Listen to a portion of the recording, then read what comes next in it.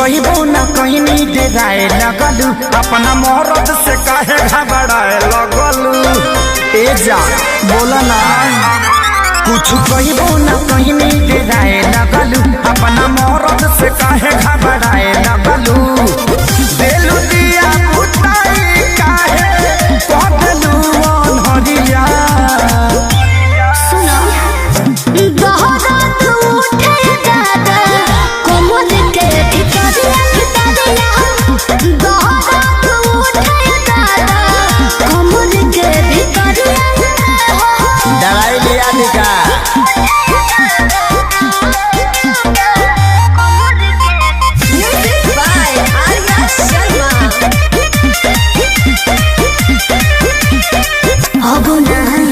कब तोरा बात में दिला सिखाए तू तो पहले ही रात में। काहे उदास कोई लेलू तू मन हो, तू हो रानी हम दिल के धड़कन हो। सब झूठ बोलता नहीं लोग। अच्छा अब ना पिया कब तोरा बात में दिला सिखाए तू तो पहले ही रात में। काहे उदास कोई लेलू तू मन हो, तू हो रानी हम दिल के धड़कन हो।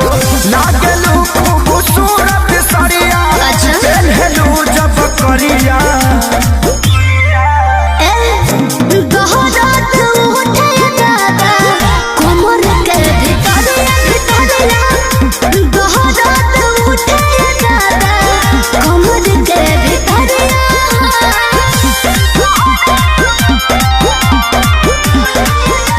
अभी आप सुन रहे हैं चेहरा खेरा खबरिया सहित अवैध शांति एंटरटेनमेंट की शानदार प्रस्तुति।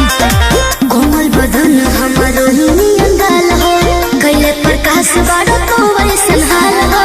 सोनुआ संजय के कहला में आके कोई हम गलती रानी तो कहना जमा के। एहसास हो गई कोमल बदन हमारो नियन गाल हो, कैले प्रकाश बाड़ा तो वैसन हाल हो। सोनुआ संजय के कहला में आके कोई हम गलती रानी तो कहना जमा के। देखी माँ जा दूरे से ले ले आ रहा है सदिया। सुना बोला दहरात उठे दादा कोमल के भितरिया दहरात उठे दादा कोमल के भितरिया। चोर धैले बकारे।